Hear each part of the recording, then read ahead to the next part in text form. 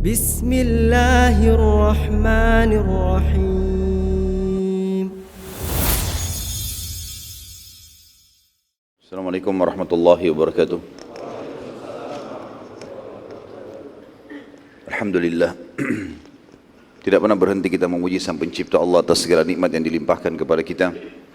Dan juga kita panjatkan salam hormat kita, salawat dan taslim kepada manusia terbaik yang diutus kepada kita, Nabi besar Muhammad sallallahu alaihi wasallam. Melanjutkan bahasan kita sirah, dan tadi kita sudah lihat bagaimana Nabi sallallahu alaihi wasallam dengan sangat mudah menaklukkan kota Mekah tanpa perlawanan kecuali sangat kecil sekali yang dipimpin oleh Ikrimah bin Abi Jahal dan Safwan bin Umayyah bin Khalaf yang berusaha untuk menghadang pasukan Khalid bin Walid. Itu pun mereka terkalahkan dan 20 sekian orang dari Quraisy terbunuh.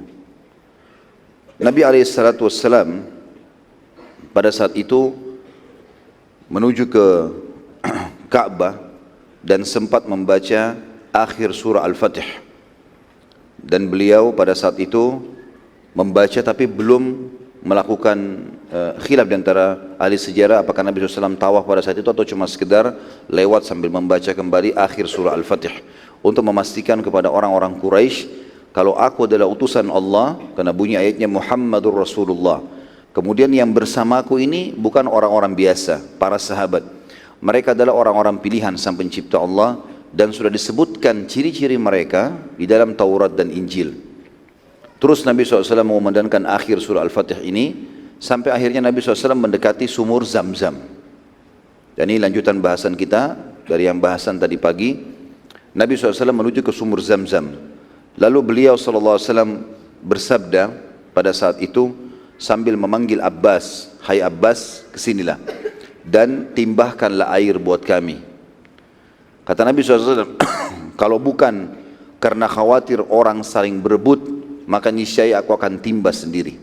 Khawatirnya kalau Nabi SAW yang timba air Zam-Zam, maka akhirnya umat akan berebut untuk mengambil hasil timbahan Nabi SAW.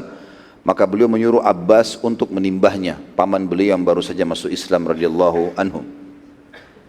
Juga dikatakan oleh para ulama, bila Nabi SAW menimbah sendiri air Zam-Zam tersebut, maka nanti akan menjadi sunnah, yang berarti setiap orang kalau minum di sumur Zam-Zam menimbah sendiri. Padahal sebenarnya mungkin kesulitan, apalagi kayak di zaman kita sekarang umat Islam makin banyak. Ya. Maka mungkin lebih dimudahkan kalau seperti ini hukumnya. Abbas lalu berkata, "Wahai utusan Allah, tidakkah anda setelah Nabi SAW ambil Zam-Zam, beliau meminumnya, dan para sahabat menyaksikan bagaimana Nabi SAW meminum air Zam-Zam tersebut dan menjadi sebuah sunnah di mana banyak hadis Nabi SAW yang berbunyi Zam-Zam adalah minuman sekaligus makanan yang mengenangkan. Juga dalam hadis yang lain kata Nabi SAW, Zam-Zam sesuai dengan niat orang yang meminumnya.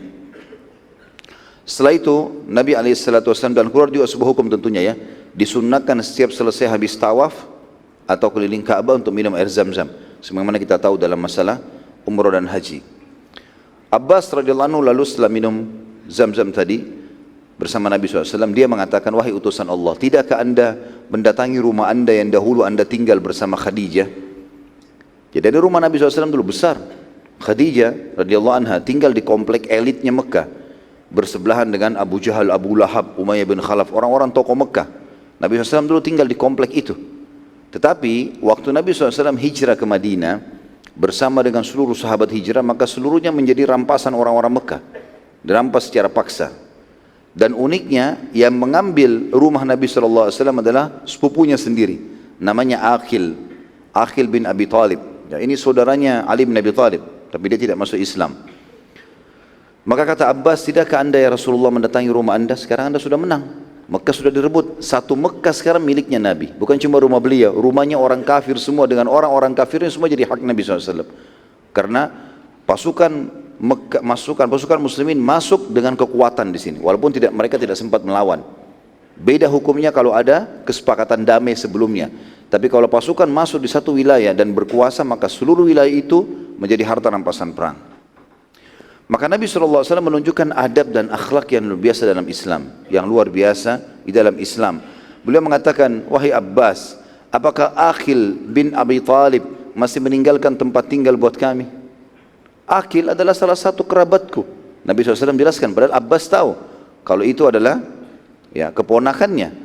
Tapi Nabi SAW menjelaskan agar muslimin tahu. Kata Nabi SAW, Aqil adalah kerabatku dan ia telah menjualnya. Jadi waktu Nabi SAW hijrah ke Madinah, diambillah rumah itu oleh Aqil, lalu Aqil menjualnya. Dan Nabi SAW mengatakan, bagaimana aku masih menganggap itu rumahku? Dan ini juga keluar sebuah hukum syar'i. Kalaupun sampai misalnya, semoga tidak terjadi bagi muslimin, ada wilayah dicaplok oleh orang-orang kafir, dikuasai. Lalu kemudian mereka sudah mentransaksikan rumah-rumah kita di situ, walaupun kita merebutnya kembali sudah bukan rumah kita. Seperti itulah. Maka Nabi SAW pun tidak mengambil kembali rumah itu, menganggap rumah itu adalah hak orang kafir yang sudah membeli dari Aqil. Nabi SAW sempat tinggal selama 19 hari di Mekah pada saat itu, dan selama itu beliau mengqasar solatnya tanpa jamak. Duhur di waktu duhur 2 rakaat, asar di waktu asar 2 rakaat. Tapi beliau mengqasar selama 19 hari. Makanya ini salah satu dalil yang sangat jelas dipegang oleh sebagian ulama tentang bolehnya menjamak qasar lebih daripada 6 hari. Karena ada pendapat juga yang mengatakan maksimal 6 hari. Tapi khilaf di antara ulama. Di antaranya adalah dalil sahih yang menjelaskan bagaimana Nabi SAW tinggal di sana selama 19 hari dan beliau tentunya menjamak, mengqasar tapi tanpa jamak. Dan ini juga sebuah hukum syar'i, dikatakan lebih afdal seseorang kalau musafir, kalau dia sudah tiba di satu lokasi, merasa aman, enggak butuh untuk dijamak, maka dia cukup mengambil keutamaan qasarnya saja. Waktu duhur dia sholat 2 rakaat, nanti di waktu asar juga dia sholat lagi 2 rakaat. Kalau dia merasa tidak ada sesuatu yang mendesak dia untuk menjamak qasarnya.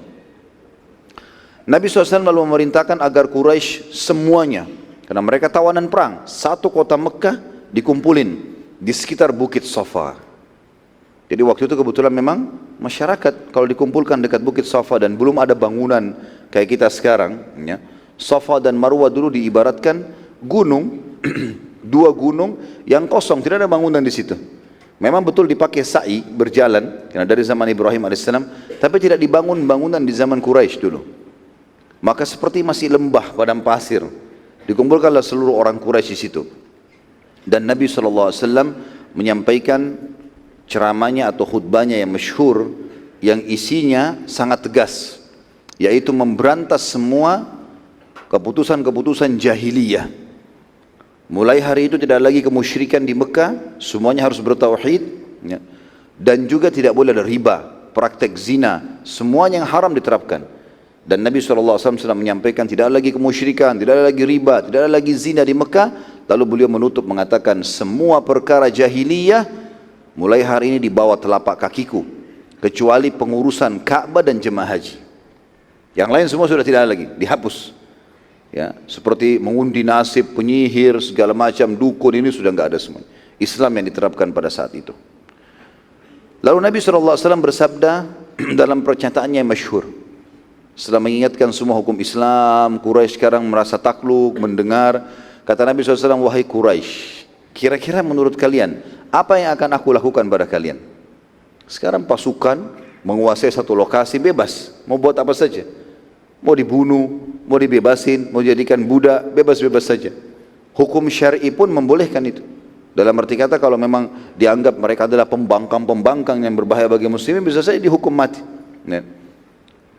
Maka Quraisy serentak menjawab mengatakan, engkau adalah saudara dan kerabat kami yang mulia dan dermawan. Maka Nabi SAW mengucapkan kalimat masyhur, dan ini yang membebaskan seluruh Mekah dari tawanan perang. Dan juga tidak ada ghanimah dari Mekah. Enggak ada harta diambil sedikit pun dari Mekah pada saat itu. Kata Nabi SAW, pergilah, kalian telah aku bebaskan. Enggak ada tawanan perang, walaupun dalam keadaan kafir. Enggak ada tawanan perang, enggak ada juga diambil harta-harta kalian. Dan ini luar biasa melunakkan hati orang-orang Quraisy. Bagaimana pasukan telah berhasil menang, apalagi beberapa tahun saja sebelumnya, ya, itu sudah sempat Quraisy menyerang, berperang di Badar, berperang di Uhud, berperang di Khandaq. Ya, itu banyak sekali, dan permusuhan-permusuhan yang sangat jelas. Bagaimana Nabi SAW setelah menguasai itu tidak menghukum mereka, malah membebaskan, gitu kan? Pada saat itu seluruh Mekah di bawah kekuasaan Nabi SAW. dan seluruhnya dalam keadaan aman. Seluruh pintu gerbang Mekah dijaga oleh pasukan muslimin. Semua sisi jalan-jalan Mekah dikuasai oleh muslimin. Prajurit Islam semua menyebar di situ. Dan itu selalu saja aman dalam kurang lebih hitungan 2-3 hari sampai datang seseorang bernama Fudalah. Fudalah ini dia mengiklankan masuk Islam pada saat itu, tapi ada tujuan dia. Dia ingin membunuh Nabi SAW. Dia menyembunyikan sebuah pisau dengan berharap kalau sudah dekat dengan Nabi SAW dia langsung menusuk Nabi SAW. Begitu dia mendekat dengan Nabi SAW, tidak ada yang ngerti ini. Karena ini Nabi SAW disampaikan wahyu dan ini salah satu mukjizat yang terjadi di Mekah pada saat itu. Maka Nabi SAW lihat Fudalah waktu mendekat, langsung Nabi tegur dia. Wahai Fudalah, apa yang sedang terlintas di benakmu? Maka Fudalah mengatakan, aku ingin beribadah dan istighfar. Ini kebetulan dekat Ka'bah, di sekitar tempat tawaf. Maka Nabi SAW mengatakan sambil mendekati Fudalah, beristighfarlah hai Fudalah. Dia mengatakan astaghfirullah. Lalu Nabi SAW mengatakan yang kedua kali, beristighfarlah hai Fudalah. Fudalah beristighfar lagi, astaghfirullah, sampai 3 kali. Setelah 3 kali, Nabi SAW lalu meletakkan telapak tangannya yang suci dan mulia di dada Fudalah. Lalu tiba-tiba dengan meletakkan telapak tangan di dada Fudalah, kata Fudalah, pisau di tanganku atau di simpananku, dia menyembunyikan di antara bajunya, jatuh. Dan pada saat itu demi Allah, tidak ada orang yang paling aku benci sebelum Nabi Muhammad SAW meletakkan telapak tangannya pada dadaku melebihi dirinya. Orang yang aku paling benci Nabi SAW. Dan setelah Nabi SAW melepaskan telapak tangannya dari dadaku, maka aku menemukan dia adalah orang yang paling aku cintai. Sisi yang lain teman-teman sekalian, masih ingat tadi Abu Sufyan, ya. Sempat saya katakan, kalau beliau masuk Islam tapi masih bimbang, karena ketakutan saja. Dan kebimbangan ini terus terjadi. Abu Sufyan waktu itu pemimpin Mekah. Kalau masih ingat kita review kembali, selesai perang Badar, waktu terbunuh mayoritas pimpinan Quraisy, ya, Abu Jahal, Umayyah bin Khalaf, Syaibah, Walid, banyak tokoh-tokoh Quraisy meninggal. Dan akhirnya yang paling tua waktu itu tersisa Abu Sufyan. Maka Abu Sufyan seperti ditokohkan lah, seperti jadi pemimpin Mekah pada saat itu. Dan dia yang memicu peperangan terjadinya perang Uhud setelahnya. Kemudian dia juga menjadi pemimpin untuk perang Ahzab. Sebagaimana sudah pernah kita ceritakan itu. Sudah kita ceritakan panjang lebar masalah Ahzab dalam surah nomor 33 dalam Al-Quran, surah Al-Ahzab. Panjang lebar ceritanya sudah disampaikan juga. Maka Abu Sufyan ini seperti orang yang tidak percaya. Dia duduk menghadap Ka'bah, kemudian dia mulai berfikir, melihat orang-orang Quraisy, ya, semuanya banyak yang datang syahadat, ada yang kembali berkumpul dengan kerabatnya muslimin. Kemudian Nabi SAW dengan seluruh pasukannya menguasai Mekah, di mana-mana prajurit muslimin. Dia kayak tidak menyangka, seperti orang yang mimpi apa yang terjadi ini. Maka sempat terfikir di benak dia, sepintas, dia ingin mengumpulkan kembali Quraisy diam-diam di malam hari, kemudian mengajak suku-suku Arab yang masih bisa diajak untuk menyerang muslimin. Lagi sementara dia berfikir itu, tiba-tiba dia menemukan pundaknya dari belakang ada yang memegang. Dia kaget, seperti kita kalau lagi melamun ada orang pegang pundak kita, ya. Maka dia balik, ternyata Nabi SAW. Tiba-tiba dia kaget, dan ini salah satu yang menambah akhirnya Islamnya bisa tidak ragu lagi, ya. Walaupun ini masih ada poin lagi setelahnya yang lebih menguatkan. Setelah itu Abu Sufyan tidak ragu lagi dengan keislaman. Maka Nabi SAW mengatakan, Allah akan menghinakanmu hai Abu Sufyan kalau kau lakukan niatmu. Kaget dia. Abu Sufyan kaget. Bagaimana Nabi SAW bisa tahu? Belum dia ungkapkan, baru di otaknya. Dan dia sudah tahu kalau Nabi faham masalah itu.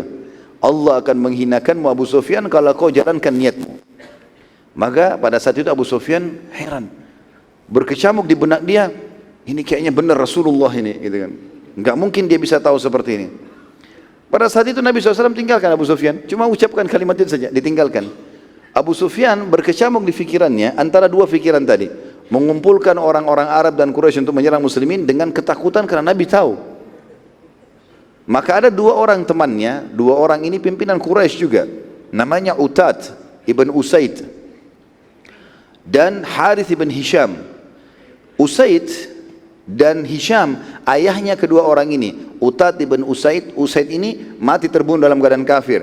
Harith ibn Hisham, Hisham juga terbunuh dalam keadaan kafir. Ini anak mereka ini. Dua-duanya sahabat dekatnya Abu Sufyan. Datang dulu di sebelah Abu Sufyan, menghadap ke Ka'bah, melihat kejadian tersebut. Lalu ketiga orang sahabat ini masing-masing seperti orang yang terdiam, tidak tahu apa yang harus dilakukan, bingung gitu. Lalu tiba-tiba saja si Utad berkata, ya, maaf, pada saat itu sebelumnya, waktu mereka lagi melamun, menghayal, melihat keadaan ini, waktu sholat masuk, Nabi SAW suruh Bilal naik ke atas Ka'bah, azan di atas Ka'bah. Utad, Abu Sufyan, ya, ini semuanya, dan Harith tahu betul Abu Bilal ini siapa, budak, dulu diperjualbelikan. Bagi mereka tidak ada nilainya Bilal di Mekah itu. Ini di pandangan mereka. Tapi Bilal radhiyallahu anhu di dalam Islam tentu punya kemuliaan. Bahkan Abu Bakar pun setelah membebaskan dia dan setelah ikut ke Madinah hijrah, kata Abu Bakar, Bilal sayyiduna, Bilal itu tuan kita gitu. Dari dalam Islam berbeda. Tapi mereka tahu, dalam pandangan mereka masih pikiran jahiliyah, ini siapa ini, budak diperjualbelikan, naik ke atas Ka'bah. Tokoh-tokoh Quraisy nggak ada yang pernah injak ke atas Ka'bah gitu. Maka sementara mereka melihat kejadian tersebut, ya, untuk Bilal karena mau mengumandangkan azan, Utad atau Atad tadi bilang, sungguh beruntung Usaid, ayahnya dia, ya, karena tidak melihat bagaimana hamba sahaya ini naik ke atas Ka'bah seraya bertakbir. Kalau ayah saya masih hidup, Usaid, ini pasti dihukum nih. Gak mungkin ada budak bisa naik di atas Ka'bah. Harith ibn Hisham juga bilang sama. Harith bilang, sungguh beruntung Hisham karena tidak melihat budak ini hamba saya naik di atas Ka'bah dan bertakbir. Kalau Abu Sufyan dia bilang begini, sungguh aku tidak mau berkata apa-apa. Karena demi Allah kalau aku ucapkan kata-kata, maka batu ini akan sampaikan ke dia. Dia tunjuk batu di depannya. Uniknya dalam riwayat ini subhanallah, baru mereka habis bicara begitu, Nabi SAW lewat. Lalu Nabi bilang, wahai Utad, sungguh beruntung Usaid karena tidak melihat hamba sahaya di atas Ka'bah. Wahai Harith, sungguh beruntung Hisham tidak melihat budak ini di atas Ka'bah bertakbir. Wahai Abu Sufyan, sungguh aku tidak akan berkata apa-apa. Karena kalau aku ucapkan, batu itu akan menyampaikan. Semenjak kejadian ini Abu Sufyan tidak ragu lagi dengan keislaman. Ini kejadian terakhir yang membuat Abu Sufyan tidak ragu dengan Islam. Maka pada saat itu kata ahli sejarah, Abu Sufyan seluruh hatinya dipenuhi dengan Islam, tidak ada keraguan lagi. Pada saat itu dikumandangkan iqamah, lalu sholatlah baginda Nabi SAW dan memerintahkan setelah selesai sholat, memimpin sholat bagi masyarakat Mekah. Pada saat itu Nabi SAW qasar sholatnya, dan tepatnya waktu itu di waktu sholat duhur, karena pasukan muslimin masuk tadi di Mekah di waktu duha. Ya, setelah mengatur semuanya tadi di dalam Mekah, maka tiba waktu sholat duhur, Nabi SAW suruh kumandangkan azan, lalu iqamah, lalu Nabi SAW sholatnya qasar, 2 rakaat duhur. Bagi masyarakat Mekah, mereka ikut dengan Nabi SAW, lalu mereka menyempurnakan 2 rakaat yang tersisa. Dan ini keluar juga sebuah hukum syar'i, bolehnya imamnya musafir. Kemudian dia salam, lalu makmumnya menambah rakaat yang tersisa. Setelah selesai sholat, Nabi SAW memerintahkan seluruh muslimin dan juga orang-orang kafir pada saat itu yang ada untuk menyingkir dari sekitar Ka'bah, kosongin semua. Dan waktu itu Ka'bah dikelilingi dengan 375 berhala. Banyak sekali. 10 berhala saya sudah penuh, apalagi 375. Sampai dikatakan zaman itu orang kalau tawaf, dia seperti melingkar jalan di antara patung-patung saking banyaknya. Dan setiap orang bebas buat patung, taruh lagi patung, dia namakan sendiri, lalu dia sembah sendiri di depan Ka'bah. Dan ada patung paling besar waktu itu yang paling ditakuti oleh orang-orang Mekah, namanya Hubal, patung Hubal, ya. Tentu ada patung juga yang lain, Al-Lat dan Uzza, ya. Ini patung-patung. Kalau Lat dan Uzza ini nama orang yang dulu dimuliakan oleh mereka di Mekah. Mereka dulu suka memberikan makan jemaah haji, menggilingkan gandum, lalu kemudian dimuliakan sampai akhirnya dibuat patungnya dan disembah selain daripada Allah Subhanahu wa taala. Dan patung yang paling besar adalah patung Hubal, tinggi besar dan dirantai dengan sekian banyak rantai supaya tidak ada yang mengambilnya. Seperti itulah, dan banyak sekali yang diletakkan hal-hal yang berupa perhiasan segala macam ditempelkan. Ada yang menghancurkan, melunakkan emas, dioleskan ke Hubal dan seterusnya lah. Jadi sebuah patung yang dianggap agung, bersih, mewah dan segalanya. Nabi SAW pada saat itu sengaja menyuruh seluruh muslimin untuk menyaksikan, dan orang-orang kafir, umat Islam membuat lingkaran lalu orang kafir berada di belakang mereka untuk melindungi Nabi SAW. Lalu Nabi SAW mendatangi satu persatu patung tersebut sambil membawa tongkat beliau dan beliau di atas untanya SAW, dan membaca ayat Al-Quran yang masyhur, wa qul ja'al haqqu wa zahaqal batil innal batila kana zahuqa. Katakanlah hai Muhammad, al-haq telah datang dan batil telah hilang, musnah, dan kebatilan pasti akan musnah. Setiap kali Nabi SAW mendekatkan tongkatnya ke patung-patung tersebut, belum tersentuh hancur sebagai mukjizat, dan disaksikan oleh semua orang. Ini mukjizat juga termasuk yang besar di Mekah. Karena patung-patung ini dibuat dari batu-batu yang keras. Tapi biasanya juga mereka kalau mau hancurkan pakai kampak, pakai alat-alat yang besar. Ini tidak. Nabi SAW cuma pakai tongkat dan belum disentuh, hancur sendiri. Dan hancurnya itu uniknya menjadi tanah. Selalu begitu. Semua 300 lebih patung itu dilakukan begitu oleh Nabi SAW. Dan mereka kaget melihat itu. Patung yang ratusan tahun mereka sembah, mereka yakini sebagai Tuhan. Bahkan mereka takut berbicara keras suara di dekat patung tersebut. Mereka menganggap kalau bersumpah atas namanya akan diijabah. Dan segala macam keyakinan yang selama itu di zaman jahiliyah mereka percaya. Maka patung-patung tersebut semuanya berjatuhan di hadapan Nabi SAW dan berlebur dengan tanah. Jatuh. Dan Nabi SAW sengaja menyisakan Hubal. Tinggal satu Hubal, patung yang paling besar. Dan keyakinan orang-orang Quraisy, kalau Hubal ini enggak akan pernah ada yang bisa kalahkan. Dan selama ada Hubal di Mekah, berarti tidak akan pernah Mekah bisa diserang. Seperti itu keyakinan mereka. Sekarang Nabi SAW ingin membatalkan keyakinan itu. Maka beliau pun mendekati Hubal alaihissalam, dan beliau sengaja memegang tongkatnya, memperlihatkan kepada Quraisy, lalu mencolok matanya Hubal sambil mengatakan wa qul ja'al haqqu wa zahaqal batil innal batila kana zahuqa. Perlu teman-teman tahu, Hubal ini kalau dipikul itu mungkin 20 orang baru bisa angkat. Beratnya, patung besar. Mungkin lebih besar daripada tiang masjid ini. Tapi Nabi SAW di atas untanya, dan Nabi SAW juga tinggi besar. Lalu tongkatnya pun dicolokkan ke matanya. Begitu satu kali dicolok saja, disentuhkan Nabi SAW, goncang Hubal. Goyang, seperti lagi ada yang goyangkan gitu. Lalu Nabi SAW menarik tongkatnya, ingin menunjukkan kepada Quraisy, lihat.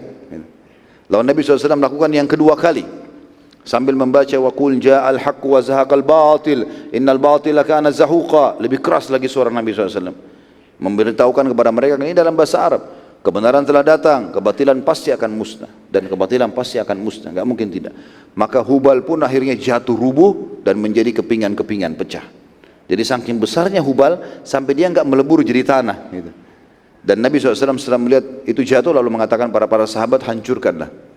Dihancurkan sampai tidak tertinggal sedikit pun dari potongan Hubal tadi. Melihat kejadian tersebut teman-teman sekalian yang luar biasa terjadi, semua Quraisy tiba-tiba bersyahadat. Sudah enggak ada keraguan lagi.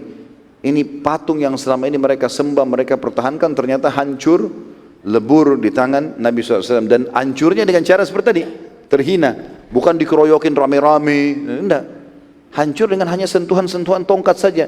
Dan firman Allah yang berbunyi tadi sudah kita bacakan.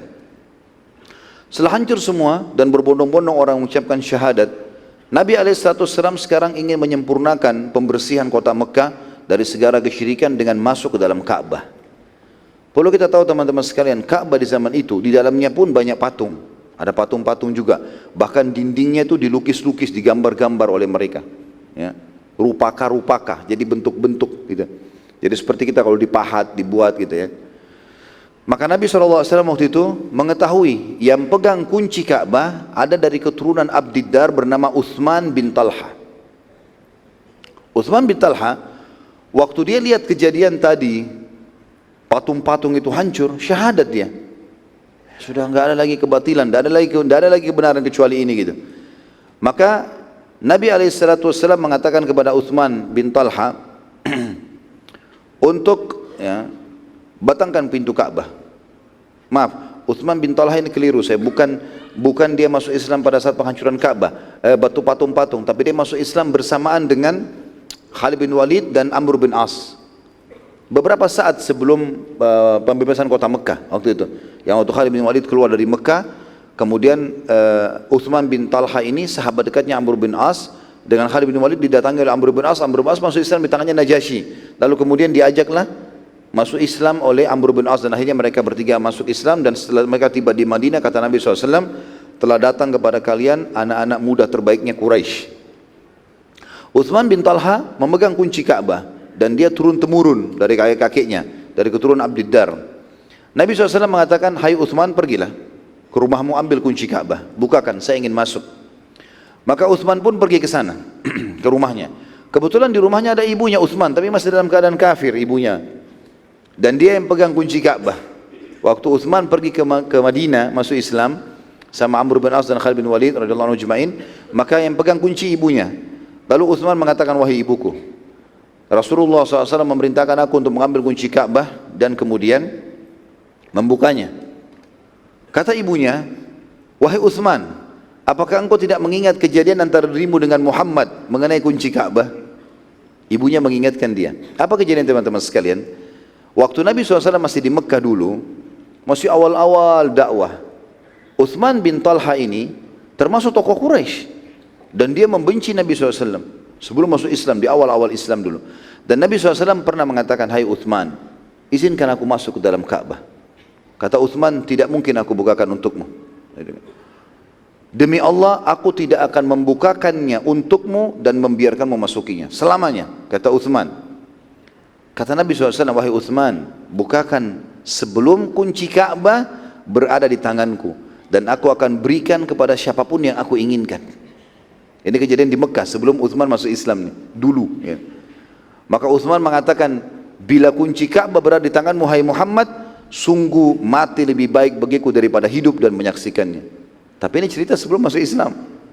Sekarang Uthman sudah Muslim, gitu kan? Ibunya mengingatkan itu. Kau lupa perkataanmu dulu sama Muhammad? Dulu kau tidak mau masukkan dia dalam Ka'bah, walaupun kau mati. Kata Uthman, walaupun ibuku. Itu di zaman dulu, bukan sekarang. Ya. Dia adalah utusan Allah dan aku telah beriman. Maka aku wajib patuh padanya. Berikanlah kuncinya. Maka ibu Uthman merasa ini kemuliaan. Dia mengatakan, bagaimana engkau memberikan kepada Muhammad kunci Ka'bah yang berarti dia akan memilikinya dan dia bisa berikan kepada siapa yang dia suka. Berarti semua kemuliaan nenek moyang sudah tidak ada. Lalu diambil kunci tersebut, dalam riwayat ini dikatakan dimasukkan ke dalam bajunya. Ibunya Uthman menyembunyikan. Dia bilang, saya tidak akan memberikan kepadamu. Uthman terus merayu karena dia tahu hukum syar'i. Kalau ibu pun dalam keadaan kafir tetap harus dirayu, santun, baik, tidak boleh mengatakan kalimat Dia terus merayu. Karena lama, Nabi SAW utus Umar bin Khattab. Hai Umar, susul Uthman. Kenapa nggak datang-datang tuh? Nabi SAW berdiri di depan Ka'bah ini. Tinggal nunggu ini saja. Orang semua juga nunggu, gitu kan? Maka Umar bin Khattab datang. Pas tiba depan rumah Uthman, tidak pakai banyak bicara. Hai Uthman, mana kunci Ka'bah? Pada saat mendengar suara Umar, ibunya ketakutan. Lalu dia segera dia keluarkan kunci, dia kasih. Hai Uthman, kasihlah. Daripada nanti Umar membongkar rumah kita. Gitu. Pada saat itu akhirnya pergilah Uthman membawa kunci tersebut ke Nabi SAW, kemudian membukakan pintu Ka'bah. Pada saat itu, waktu diberikan kunci tersebut, Nabi SAW mengetahui serta mengingat sebenarnya perkataan Uthman waktu sebelum masuk Islam, dulu pernah mengucapkan itu. Maka Nabi SAW tidak menyinggungnya, dan ini sebuah adab syar'i. Hal itu dulu masa jahiliyah, masa bodoh, belum mengerti. Seperti kita mungkin punya teman-teman dulu sama-sama zina lah, apalah, enggak. Sekarang sudah sadar sama-sama di pengajian. Termasuk adab dan akhlak dalam Islam, tidak boleh kita mengatakan, dulu kan kau lebih buruk dari saya, dulu kan kamu begini, kamu kan juga begini. Itu dulu, sekarang orang ke depan. Tidak perlu kita lihat masa lalunya seseorang. Maka Nabi SAW tidak singgung, tapi Nabi tahu, melihat matanya Uthman seperti sedikit takut dengan kalimat itu. Jangan sampai Nabi SAW mengingatkan kembali. Tapi Nabi tidak mengucapkan, mengatakan, hai Uthman, bukalah, aku akan masuk. Dibuka. Setelah selesai, Nabi SAW memegang kunci Ka'bah. Dan waktu itu Abbas bin Abdul Muttalib paman Nabi SAW mengurus Masjidil Haram dan jemaah haji. Maka dia ingin mengambil kemuliaan tersebut sambil dia mengatakan, ya Rasulullah, gabungkanlah padaku pengurusan Masjidil Haram, jemaah haji dan juga kunci Ka'bah. Maka Nabi SAW bersabda dengan sabda yang masyhur, dan ini menandakan juga kemuliaan jiwa Nabi SAW. Setiap muslim harus begini. Maka Nabi SAW mengatakan, tidak hai Abbas, hari ini adalah hari kemuliaan dan bakti. Hari ini hari kebaikan, sebarin kebaikan. Peganglah kunci Ka'bah wahai suku Abdiddar dan suku Syaibah selamanya. Maksudnya sukunya Talha. Lalu Nabi SAW mengembalikan kepada Talha mengatakan, peganglah ini kepada anak keturunanmu. Dan subhanallah sampai hari ini di kerajaan Saudi pun turun-temurun kerajaan Islam, ya, datang setelahnya Khulafaur Rasyidin, Nabi SAW meninggal, datang Umayyah, Abbasiyah, Uthmaniyah, sampai sekarang pemerintahan Saudi semuanya dari keturunan Abdiddar yang pegang kunci Ka'bah sesuai dengan wasiat Nabi SAW. Setelah pintu Ka'bah dibuka, Nabi SAW menyuruh Umar bin Khattab masuk lebih dulu, kemudian menghapus semua gambar-gambar yang terletak di dinding Ka'bah sebelum beliau masuk. Dan waktu itu banyak sekali di gambar-gambar, ya, mereka lukis-lukis, diukir-ukir gitu. Oleh Umar bin Khattab dibersihkan. Di antara Ka'bah yang ada, di antara gambar yang ada dalam Ka'bah waktu itu adalah gambar Ibrahim dan Ismail menurut mereka, versi Quraisy. Dan dalam gambar itu seakan-akan keduanya sedang memohon pada berhala. Juga ada gambar Maryam alaihissalam, gitu kan. Mereka gambarkan menurut pemandangan mereka saja. Siapa yang dianggap tokoh masyarakat waktu itu, dianggap beriman sama Allah, digambar-gambarkan sama mereka. Maka oleh Umar dihapuslah. Setelah selesai, Umar bin Khattab keluar mengatakan, sudah ya Rasulullah. Maka Nabi SAW masuk, dan ternyata beliau menemukan masih ada sisa gambar Ibrahim dan Ismail alaihissalam. Maka Nabi SAW kemudian bersabda, semoga Allah membinasakan mereka karena telah memperlakukan orang tua kami begini.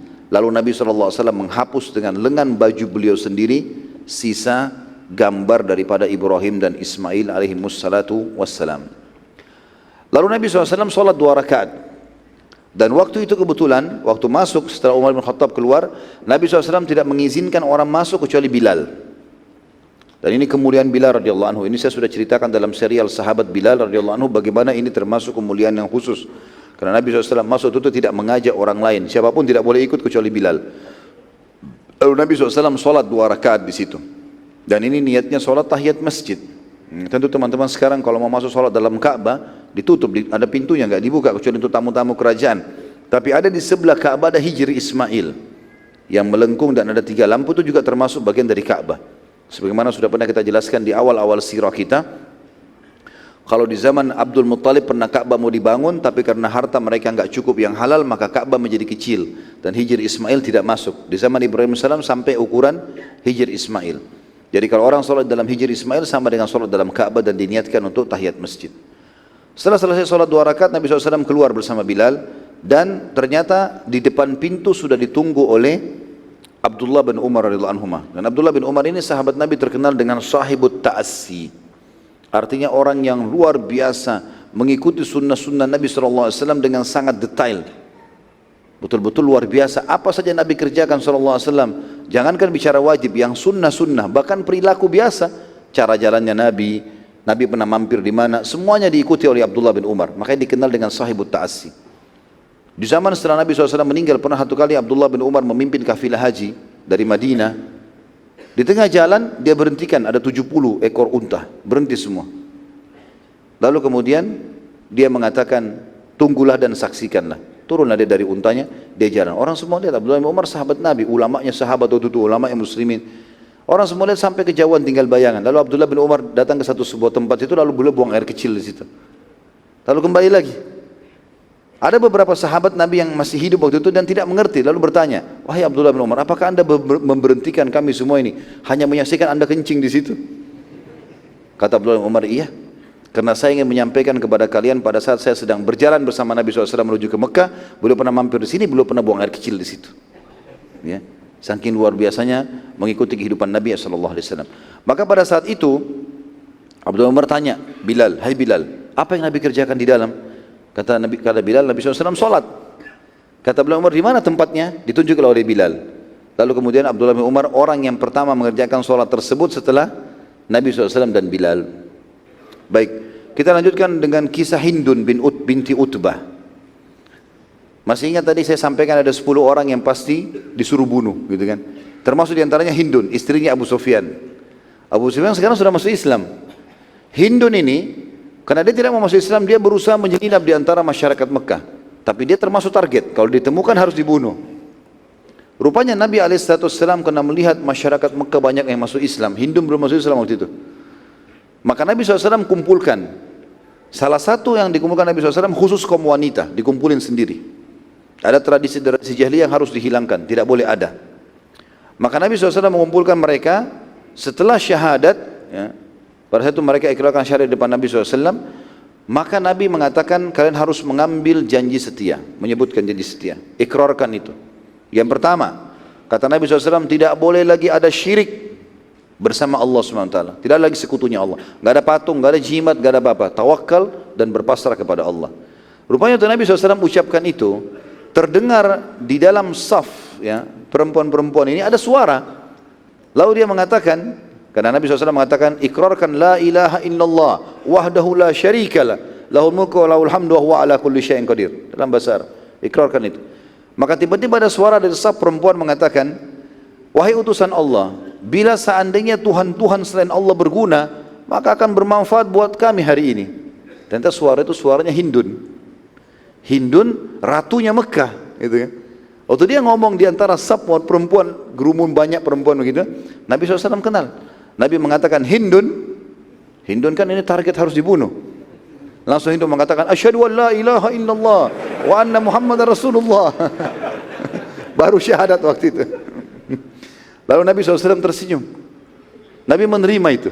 Subhanallah, mulianya jiwanya Nabi SAW. Padahal Hindun adalah pembunuh pamannya dan termasuk target untuk dibunuh. Maka Nabi SAW terima. Lalu Nabi lanjutkan. Nabi tidak terlalu hiraukan. Sudah syahadat, sudah Nabi biarkan. Nabi mengatakan yang kedua, tidak boleh zina dan memperlihatkan perhiasan kalian baik di tubuh maupun telapak kaki kalian. Orang Mekah semua diam. Ini tahu ini penaklukan Mekah. Dan sekarang sudah Islam, harus dengar ini utusan Allah, gitu kan. Maka Hindun nyeletuk lagi. Dia mengatakan, apakah wanita bebas bisa berzina ya Rasulullah?